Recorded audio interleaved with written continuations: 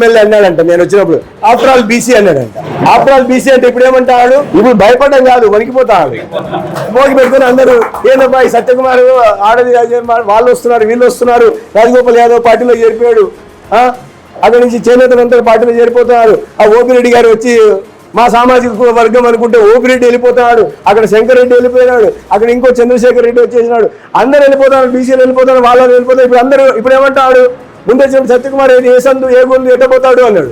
ఇప్పుడు ఏంటి అందరూ సత్యకుమార్ ఒంటవాడు అన్నాడు. ఇప్పుడు ఏంటి సత్యకుమార్ అందరిని తీసుకొస్తాడు. అమిత్ షా వచ్చేసి నా మిత్రుడు అంటాడు సత్యకుమార్ని, నేను దత్తత తీసుకుంటే ధర్మవరాన్ని నా మిత్రుడిని గెలిపించండి, నా వ్యక్తిగత విన్నపం అమిత్ షా చెప్తాడు అని ఇప్పుడు ఏమంటాడు? నేను ఒంటరి లేకపోయినా నన్ను అందరూ పాపం పైనుంచి వచ్చి దాడులు చేస్తున్నారు, నా మీద కుట్రలు చేస్తున్నారు అని. మరి ముందు ఎందుకు మాట్లాడినావురా ఆఫ్టర్ ఆల్ బీసీ అని? ముందు ఎందుకన్నా ఆఫ్టర్ ఆల్ బీసీ అని? ఎంత 50,000 మెజార్టీ అని పండగ చేసుకుని పార్టీ చేసుకున్నాడు అంట. ఆ రోజు రాత్రి అంతా పార్టీలు చేసుకున్నారు, సుమారుగా పార్టీలు పోయినాయంట. ఇప్పుడు మాత్రం టీవీలు పగులుతున్నాయి. ఇప్పుడు బీసీ దెబ్బకి టీవీలు పగులుతున్నాయి.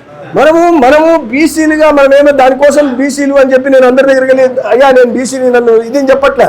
బీసీలో చైతన్యం వచ్చి అన్ని సామాజిక వర్గాల వాళ్ళు వస్తున్నారు.